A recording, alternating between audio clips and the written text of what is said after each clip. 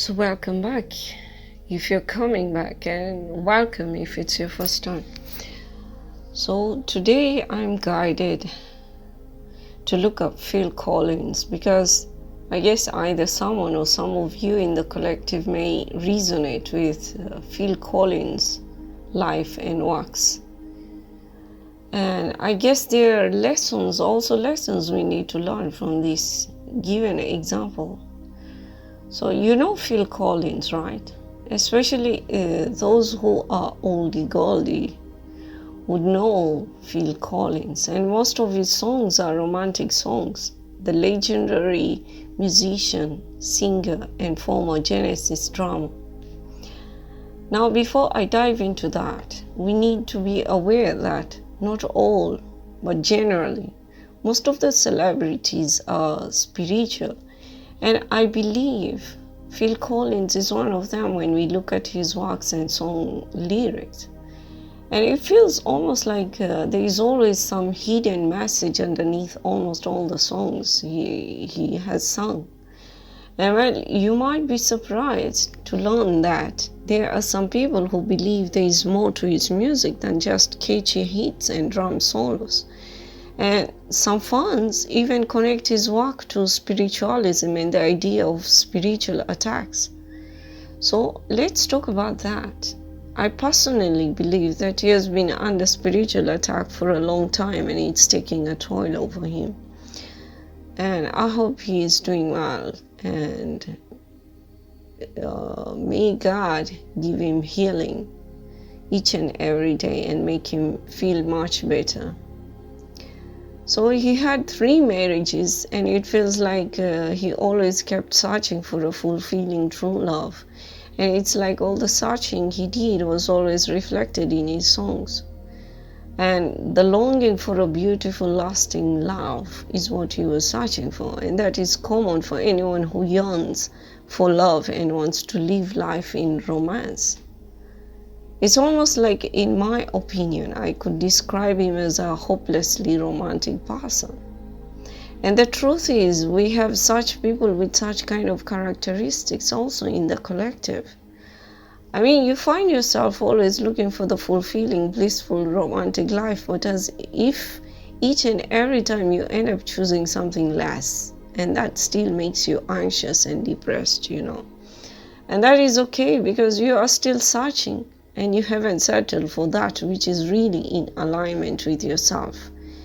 And that just means you need to work more on yourself, because working on yourself will give you that which is in alignment with you. And that way, when you move to your next relationship, you won't be carrying the baggage from your previous relationship, which would eventually sabotage even the best kind of relationship. And even then, carrying baggage will only make you get aligned to a toxic relationship with a person who was a baggage too. So let's be mindful over that. We need to care for ourselves first before we commit to another. If we have baggage, we would always find ways to blame the other, even if they really weren't guilty, or maybe even they were guilty in some ways.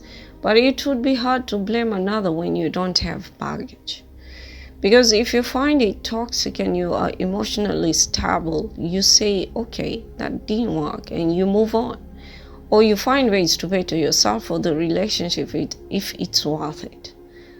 But if you are in a toxic situation and you're not emotionally stable, you might end up getting stuck in that situation if you don't work on yourself and walk away. So we need to get emotionally stable first. And that was not what Phil Collins had. I suppose he wasn't feeling emotionally stable, because it feels like before healing one part, he moved on to another, and that costed him his peace of mind in his life. Sometimes when deep healing hasn't been done, you attract what you are.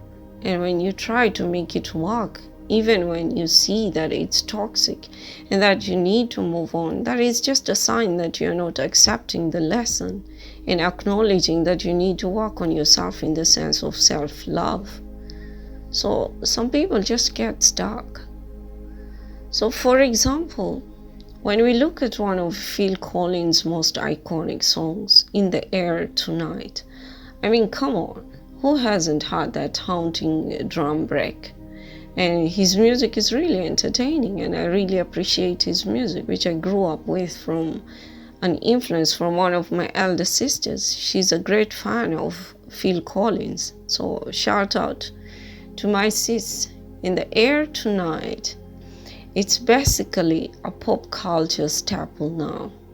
But here's the thing, while Collins has said the song is about the emotional turmoil following the end of his marriage, some fans interpret it as something deeper. They think it's about loss, betrayal, and even spiritual anguish. It's almost like a cry for something more metaphysical or supernatural. And it feels like he was aware that he needed to work on himself. It's like the song takes us through an emotional storm, right?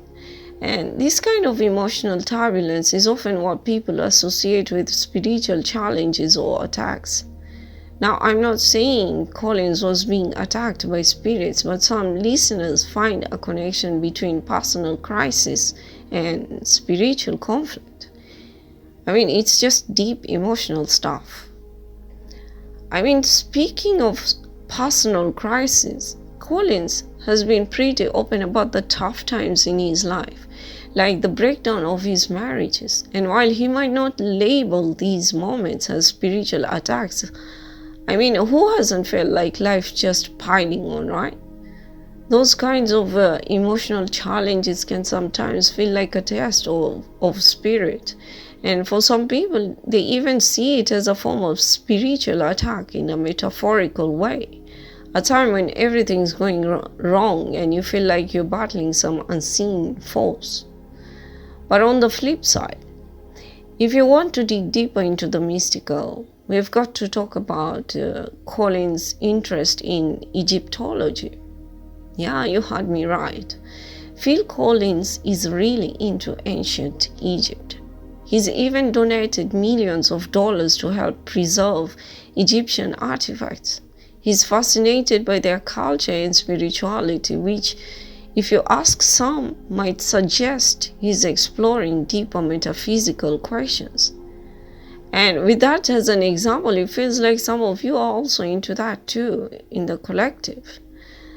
Egyptian spirituality is full of complex beliefs about the afterlife, gods, and mysticism.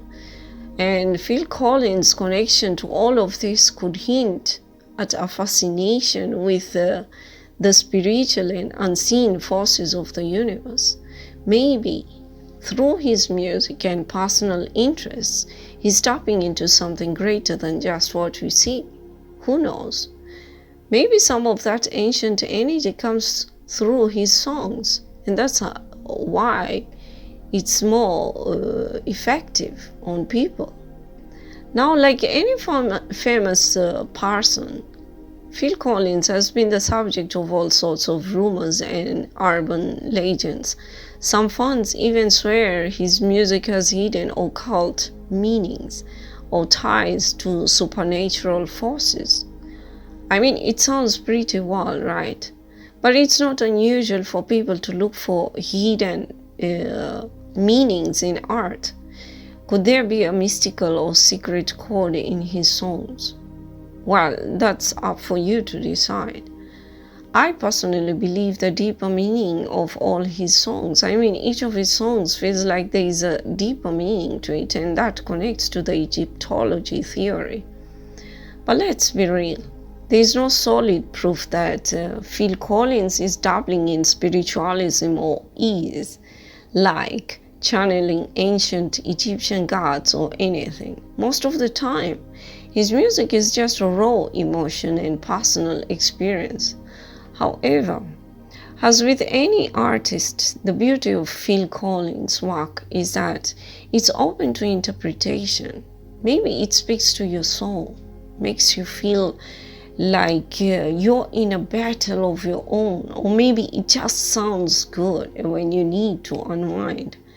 And that's how he felt best to express what he was deeply feeling. And I guess some of you are also into music, and that's how you express yourselves.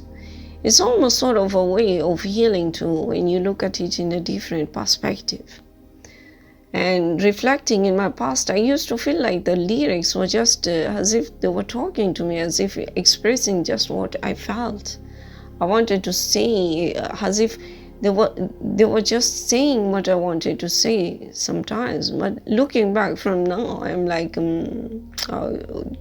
you were just a kid. What the heck? Sometimes you just feel older than your age, and that's how it felt then. Anyway, so what do you think? Does Phil Collins' music have a deeper spiritual undertone? Are his emotional experiences and his fascination with Egypt some kind of clue to a greater cosmic mystery?